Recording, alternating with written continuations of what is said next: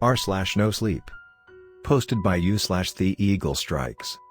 My dad bought a video game called The Real World. I want to stop playing it. Part 2. I left the hospital. I couldn't avoid the real world. My character was withering away, and I was following suit. Firstly, to update all of you, I tried to resolve the situation whilst I was in the hospital. I called my girlfriend, Darcy, and asked her to play the game for me. She didn't accuse me of lying, but she thought I'd hit my head and imagined the entire thing. She suggested psychiatric help. I said I'd do whatever she wanted, but I just wanted her to go over to my house and take care of my character. I wanted her to do it for me. Okay. I'll go over to your house and play the game, but I'm coming to the hospital after work. I want to see you. I love you. That was the last thing Darcy said before hanging up. When she stopped replying to my texts, I found myself succumbing to intrusive thoughts about awful scenarios that might have taken place. What if the game has chosen her as its new host? What if my dad caught her and hurt her? I had to go home. As I hobbled out of the building on crutches, I looked down at my left foot, which was being held together by a metal rod. Still, there was no physical evidence that, less than a day prior, it had been a mangled mess. And yet, I experienced a phantom sensation. My foot still felt as if it were twisted around. I still endured excruciating pain. Maybe I need to take my injured character to the medical center, too, I thought. The taxi driver attempted to engage in small talk about my injury, but my mind was vacant. My eyesight had become hazy, and I had a throbbing headache. I was experiencing dehydration, starvation, sleep deprivation, and, possibly, blood loss. My character was suffering, so I was suffering. When I leapt out of the taxi, I was on the verge of passing out. I burst through the front door, ready to apprehend my dad and ask him what the fuck he had bought for me. Where did you find the game? Are you trying to kill me? I imagined the things I'd say. My dad wasn't home. I didn't think anything of it. I was close to collapsing. I sprinted to the study and found that the computer was still switched on. The game window for the real world was open. I slumped into my chair and hurriedly raced into action. Drink was my first move. My throat soon felt soothed. Eat followed. The searing pain in my stomach subsided. Then, I moved my character to the upstairs bedroom and selected sleep. Though I, the real me, remained awake, I slowly started to feel revitalized. I survived by the skin of my teeth. The knot in my chest started to loosen, if only a little. Everything in the real world happens in real time, of course, so I realized I would have to leave my character in bed for several hours. I was still drained of energy, but after an hour or so of digital sleep, I no longer felt entirely depleted. My character's energy bar was gradually filling up. I decided that it was time to figure out how to stop the madness. I had work to do. Of course, I didn't want to exert too much real-life energy. But I still wasn't exactly sure of the mechanics behind this computerized voodoo doll magic. And that was why I started to browse the internet on my phone, searching for answers. There was no time to waste. I revisited the forum I mentioned in the first post. I found the user, Guest17, who had told me about something called veil breaking. It's the act of recovering a soul from the world of the dead. I told Guest17 that it didn't really seem applicable to my predicament. This was his exact reply. Think about it. Veil breaking allows you to move your soul between realities. It might detach you from the voodoo doll, given that your soul seems to currently be tied to it. Yeah, I wasn't buying any of that shit. I didn't want to add more curses to the pile. That being said, it wasn't a fruitless chat. I knew I needed some sort of magic solution, so I asked Guest17 where he learned so much about veil breaking. And that's when he popped up in my private messages on the forum. Not everything's on Google, you know. Link redacted. The link was an invitation to a Discord server called 11. I knew it was sketchy, but I was out of fucking options. I couldn't depend on a video game for the rest of my life. I couldn't keep completing deadly challenges, living every moment in utter dread. It had to stop. I accepted the invite. The 11 server had 547 members. And they seemed obsessed with all manner of supernatural things. There were numerous rooms. Discussion. Entities. Exorcisms. Heart charms. Navigators of the void. Veil breaking. Voodoo. Witchcraft. 11. I immediately went to the voodoo section and explained my predicament. I know nothing about the supernatural, but it certainly seemed that someone had made a virtual voodoo doll of me. I hoped somebody on the forum might be able to help. The first reply was a little harsh. Run, effigies, voodoo dolls, aren't actually linked to voodoo culture, you filthy casual. Who let you onto this server? It's private. Fortunately, one of the other replies was a little friendlier. Tuscan, Rin is right, but he's also a dickhead. You're in serious danger, my username. Technological magic is the specialty of RipRip78. Message him. I messaged RipRip78. I waited and waited. No reply. Around 3 p.m., 6 hours after returning from the hospital, my stomach started to rumble. Really? My character's sleeping, and he ate before going to bed, I thought to myself, sighing. I looked at the game window for the real world, and my jaw froze. My character's food bar was practically full.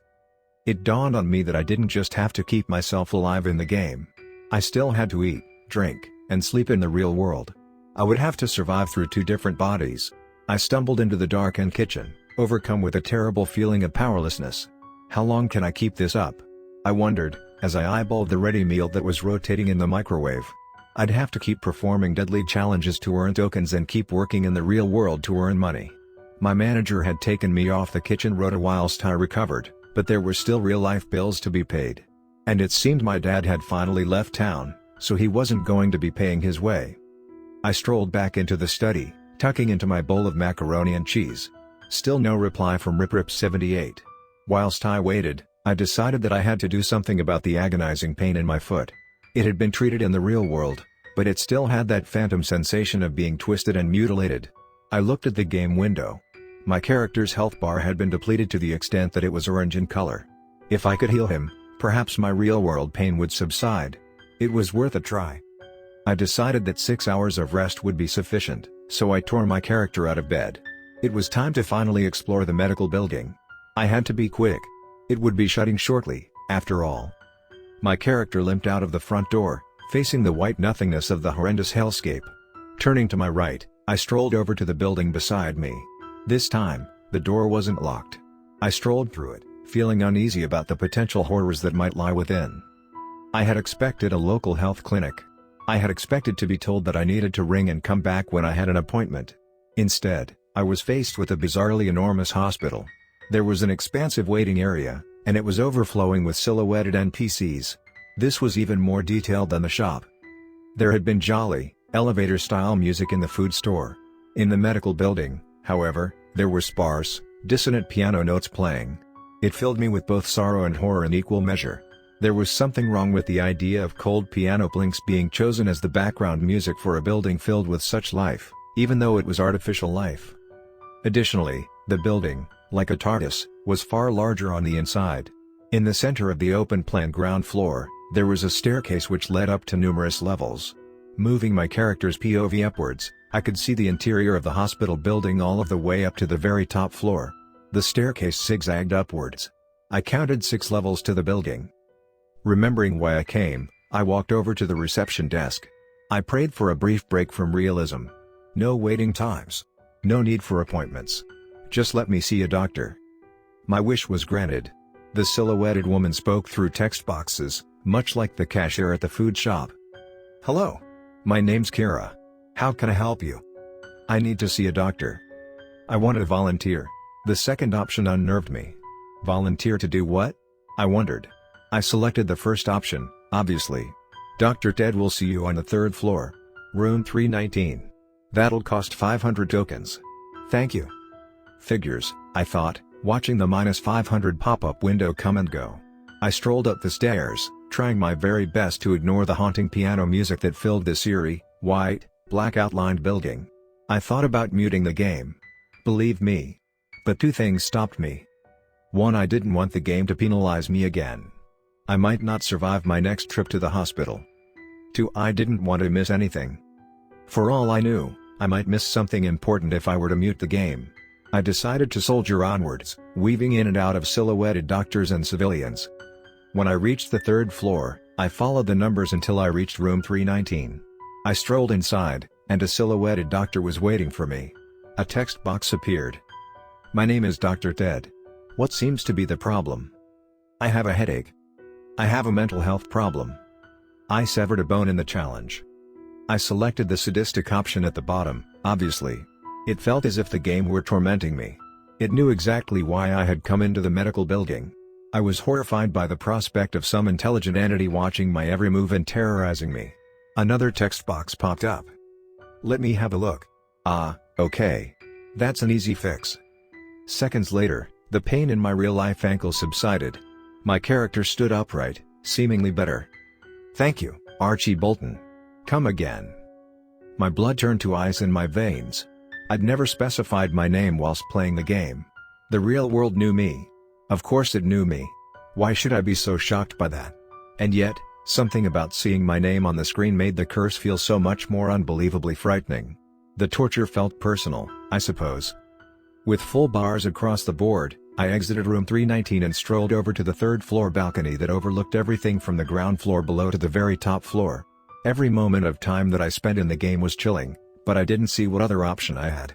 There had still been no reply from RipRip78 on my phone. I had to learn about the mechanics of the real world.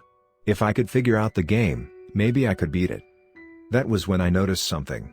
The dissonant piano was no longer the only audible sound in the hospital. I could hear voices. Shouting. I saw movement on the other side of the building. Silhouetted NPCs were dragging two squirming silhouettes along the second-floor hallway. Where the fuck are we? A girl wailed. Let me go. A man bellowed. I immediately recognized both voices. The girl was Darcy, and the man was my dad.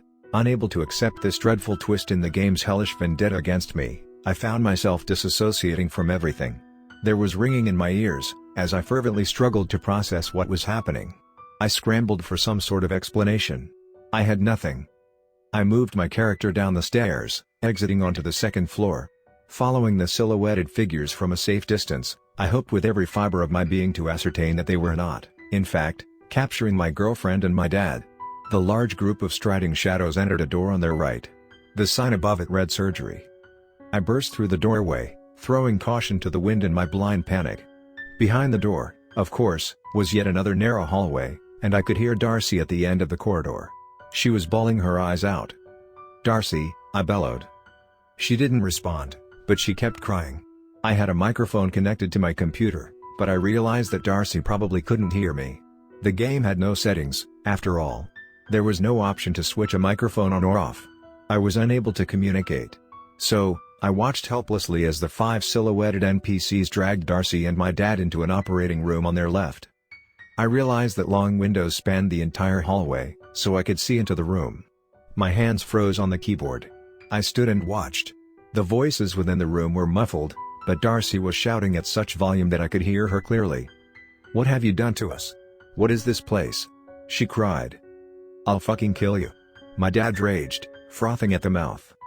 The 5 silent NPCs started to strap my girlfriend and my dad to 2 separate operating tables. The hospital's background music became foreground music. The slightly out-of-tune piano plinks now resonated powerfully atop the screams of the 2 victims. Even in such a desolate world of black, outlined shapes, painted against a white backdrop, everything felt real. In fact, what followed was the most real thing I've ever seen. I could see one of the NPCs fiddling on a computer. As if they transmitted a message to me, a pop-up box appeared on my screen. It read, "How should we proceed? Save them, minus 10,000 tokens. Kill them, plus 10,000 tokens." I repeatedly clicked save them, but a deafening buzzing noise sounded with every click, and the same message incessantly popped up. Insufficient tokens. Give me a fucking challenge to earn some tokens, then. I screamed at the screen, tears rolling down my cheeks. Another window popped up. Only the original player can operate the simulated character. Unauthorized players must face trial in the real world. Select an option. Save them, minus 10,000 tokens. Kill them, plus 10,000 tokens. I placed my face in my palms and sobbed. Truthfully, I didn't give a moment's thought for my villainous father. I was thinking of Darcy. Only Darcy. The beautiful, red-headed girl who radiated such warmth and vibrant color. Now, she was reduced to a black silhouette, writhing on an outlined operating table. Another window popped up. Pick an option. You have 10 seconds. You won't let me. You won't let me pick the option I want. I blubbered. The offer has timed out. The real world has chosen to kill them. No. I screeched. One of the figures picked up a large bucket and started pouring a white liquid with a black outline over Darcy's body. Horrifyingly, as loudly as she screamed, her voice was mostly lost in the sea of piercing piano notes that seemed to be building towards a vile crescendo. As the piano played, cheapening the very real terror that my girlfriend was enduring, I had never felt so utterly powerless and petrified. She emitted a scream that I am sure barely began to express the grueling brutality of her suffering. As the white liquid poured over Darcy, her body started to melt, transforming before my eyes from a black silhouette into a black pool of liquid. Her final, pained wail swiftly transitioned into a haunting, warbling whisper, as if she were gargling water, and she became a black, gooey liquid that trickled down the sides of the outlined operating table. I could not speak. I could not blink. I could not move. "Don't you bring that shit near me," my dad growled. "Fucking no. Let me out of these restraints. Let's fight properly." I hated him. I hated my dad more than I'd ever hated anything. He bought the real world as a form of psychological torture, even if he hadn't quite anticipated the supernatural horrors that would unfold. It was his fault that Darcy was dead. "Hey!" my dad shouted. "Who's watching us from the hallway? Is that Archie? Are you playing the game? Archie, it's your dad. Help!" I didn't respond. I was completely devoid of feeling for the monster in the shackles. "Archie?" my dad gasped, seemingly stung by my inaction. He soon showed his true colors. "You fucking waste of space," he yelled. "I nearly smothered you in your fucking sleep when you were a kid, you know. I could have crushed you like a bug. I should have done it, you fucking arg." I locked my gaze onto Darcy's liquefied body, tears stinging my eyes and dread consuming my heart, as the NPC with the bucket started to pour. Out of the corner of my eye, I saw my dad melt into the same pool of gore as Darcy. It was a gruesome sight, even though I despised him. His screams rapidly dissipated. Everything was still. There was no sound, other than the sinister piano melody that played ceaselessly. I wiped the tears from my eyes and looked at my screen. As I watched the NPCs, my heart started to thump frantically against the inside of my ribcage. The motionless silhouettes were facing the window. They were facing me. Pulling me back into the real world. My phone buzzed. RipRip78 had replied.